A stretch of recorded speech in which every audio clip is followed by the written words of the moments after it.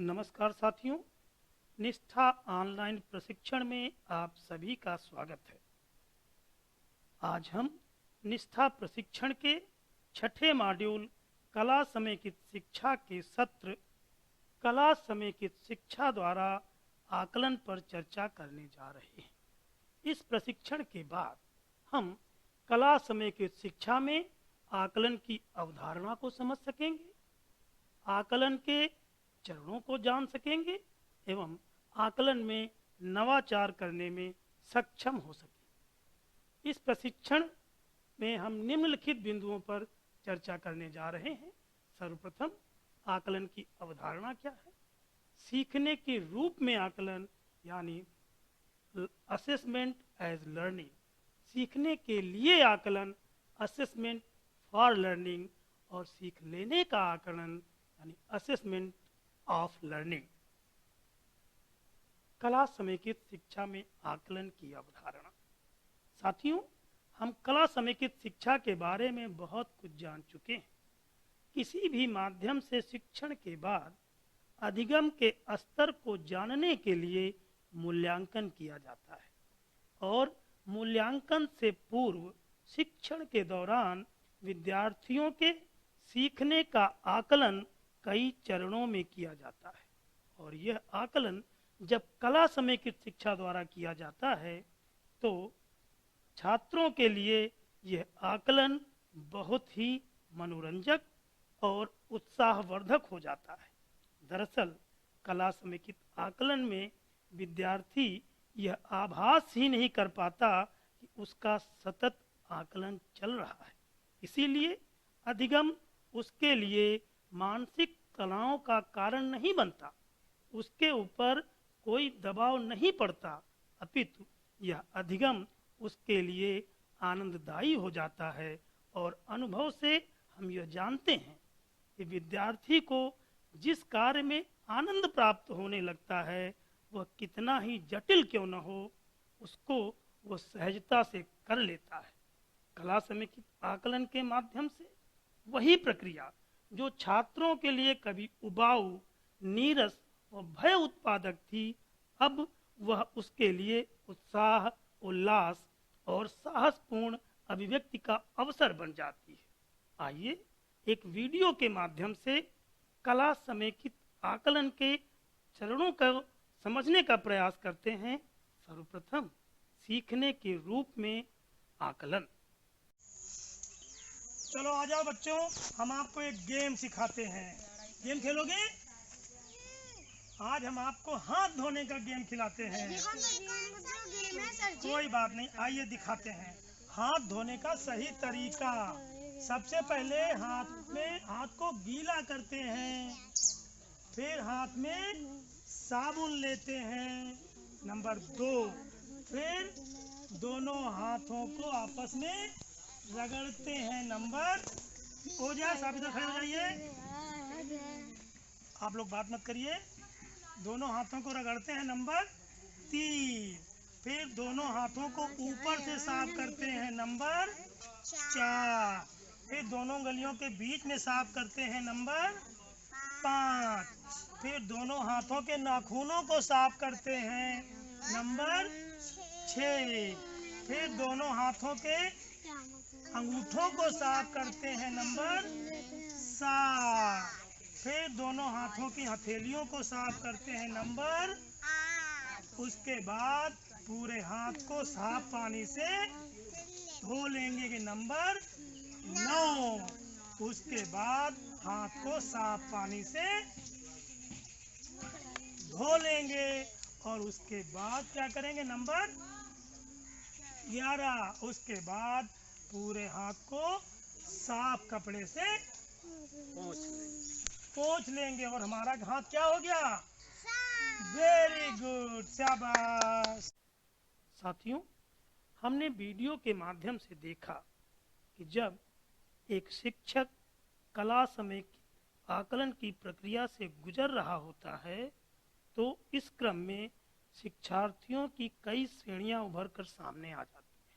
पहली श्रेणी उन शिक्षार्थियों की होती है जो किसी भी गतिविधि को बड़ी सहजता और उल्लास के साथ स्वीकार करती है और शिक्षक द्वारा दिए गए निर्देशों का अनुसरण स्वेच्छा से करते हैं, यानी स्वतः सीखना। दूसरी श्रेणी उन बच्चों की होती है जो स्वतः उत्साह के साथ उन गतिविधियों में भाग तो नहीं लेते, किंतु अपने साथियों द्वारा किए जा रहे आचरण और व्यवहार का अनुसरण करते हैं। ऐसे छात्र छात्राएं किसी भी गतिविधि को बड़ी सहजता के साथ तो स्वीकार नहीं कर पाते, किंतु अंततः उस गतिविधि में स्वयं को समावेशित कर ले जाते हैं, यानी प्रेरित होकर सीखते हैं। तीसरी श्रेणी उन छात्रों की होती है जिनका ध्यान उस गतिविधि में विभिन्न कारणों से नहीं लग पाता।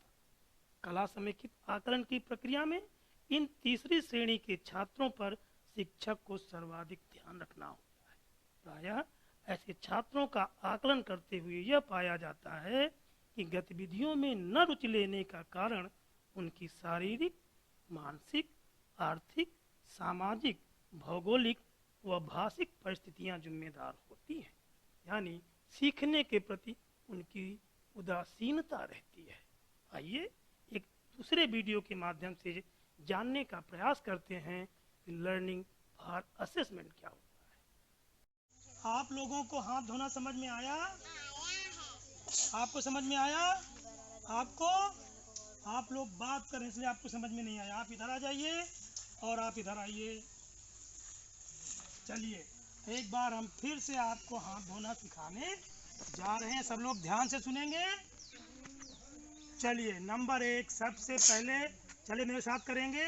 सबसे पहले हाथ को गीला करेंगे, फिर हाथ में साबुन लेंगे। नंबर 2, नंबर 3 दोनों हथेलियों को रगड़ेंगे।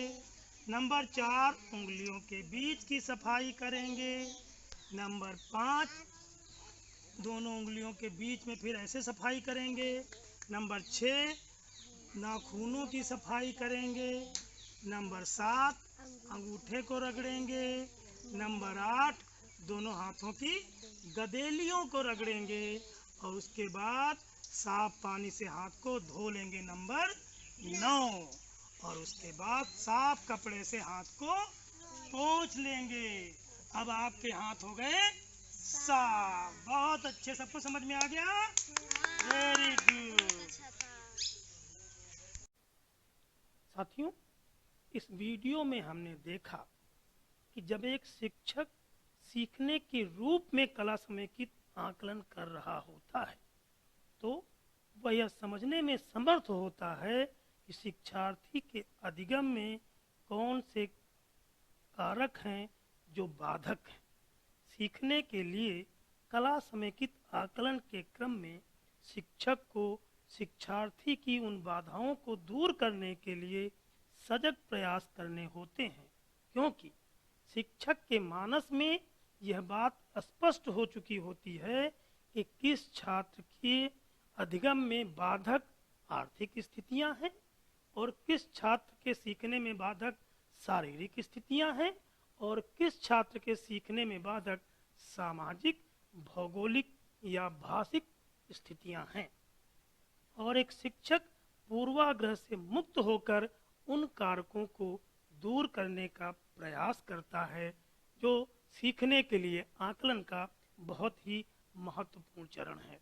आइए एक वीडियो के माध्यम से अंतिम चरण को देखने का प्रयास करते हैं कि सीखने का आकलन हम कैसे कर सकते हैं। आपको हाथ धोना समझ में आ गया? हाँ। चलिए तो नंबर 1 में क्या करेंगे? हाथों को गीला करेंगे। नंबर 2 में क्या करेंगे? हाथों को साबुन लगाएंगे। नंबर 3 में क्या करेंगे? हाथों में रगड़ेंगे। नंबर 4 हाथों की उंगलियों के बीच की सफाई करेंगे। 5 दूसरे हाथों की उंगलियों के बीच में सफाई। नंबर 6 नाखूनों को साफ करेंगे।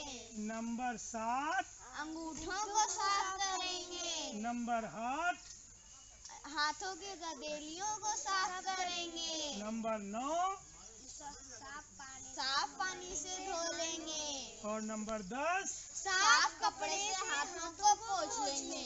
अब आपके हाथ कैसे हो गए? स्वच्छ। बहुत बढ़िया, चलिए सब लोग ताली बजाइए। साथियों, सीखने के लिए कला समेकित आकलन के क्रम में अध्यापक की पूरी कोशिश रहेगी कि कक्षा में जितने छात्र हैं उनकी सारे संकटों को समझकर यथा सामर्थ्य निवारण कर एक मानक स्थिति में लाया जाएगा और यह कार्य सफलतापूर्वक किए जाने के बाद सीखने का आकलन यानी लर्निंग ऑफ असेसमेंट किया जाता है कि शिक्षार्थी कितना सीख चुके हैं। यह जानने के लिए कला समेकित शिक्षा में गतिविधि या क्रियाकलाप का प्रयोग किया जाता है। खेलकूद, अभिनय, गीत और चित्रकारी जैसे और बहुत सारे कलात्मक तरीकों का प्रयोग किया जाता है। यह एक श्रम साध्य बौद्धिक कार्यवाही है जो शिक्षक के स्वविवेक पर निर्भर होगा कि किस तरह वह भिन्न कारणों से अधिगम में समर्थ न हो पा रहे छात्रों के आचरण में सकारात्मक परिवर्तन ला सकेगा, उन्हें अपेक्षित अधिगम तक पहुंचाने के लिए सक्षम हो सकेगा। ध्यान रहे कि यह सामर्थ्य शिक्षक के अंदर कला समेकित आकलन के प्रति सही दृष्टि लाएगी और वह कुल मिलाकर आकलन करने में सक्षम हो सकेगा। साथियों, हम अब तक जिन बिंदुओं पर चर्चा कर रहे थे उसमें हम समुचित तरीके से आकलन कर सकेंगे तो विद्यार्थियों का कला समेकित आकलन कर पाने में सक्षम हो सकेंगे। विद्यार्थी भी बिना किसी दबाव तनाव के आनंददायक तरीके से सीखने के प्रतिफल प्राप्त कर सकेंगे। आप सभी इतनी देर तक हमारे साथ जुड़े रहे, इसके लिए आप सभी का बहुत बहुत धन्यवाद।